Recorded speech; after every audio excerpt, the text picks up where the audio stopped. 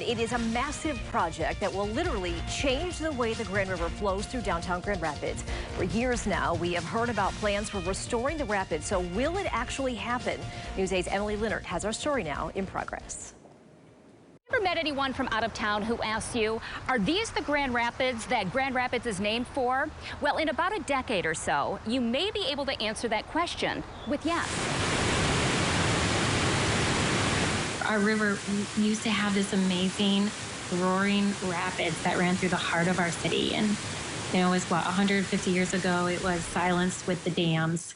But a lot of the original bedrock is still there. And so my hope is that people recognize that we're taking back this incredible environmental asset.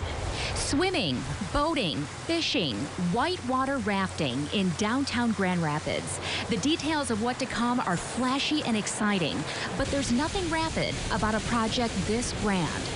There is a lot of really good progress that continues, even though there's no construction activity going on out the river. That certainly doesn't mean that nothing is going on. Matt Chapman from Grand Rapids Whitewater says they're nearing the end of the design phase for a portion of the river, and they're starting to work with state and federal agencies on the permitting process. The next step will be getting the application in front of EGLE, the State Department of Environment, Great Lakes and Energy. Once we have all of the materials put together and submitted, and once they deem that acceptable, then we'll know exactly when the official timetables will be in, and we'll be closer to hopefully having a realistic date for construction. A lot of paper pushing before we can get to the wading, paddleboarding, and canoeing through downtown Grand Rapids.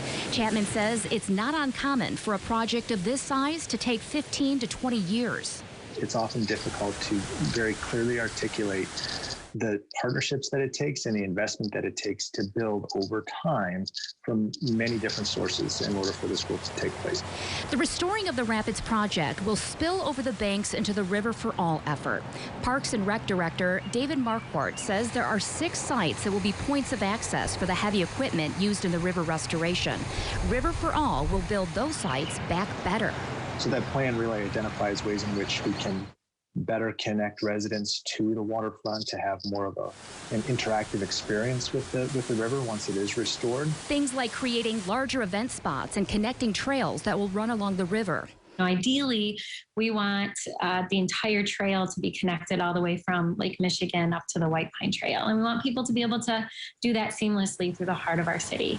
More than a decade in the making, restoring the road to these rapids will take time. And over the next several years, you'll have a chance to offer your feedback on the plans. We want people, everyone in our community, to feel connected to this project and recognize that the river belongs to them.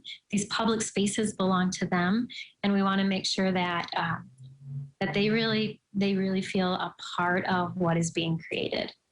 Grand Rapids Whitewater is optimistic that if the permitting process goes as planned, you could see equipment in the Grand River by July of next year. In Grand Rapids, Emily Leonard, News 8.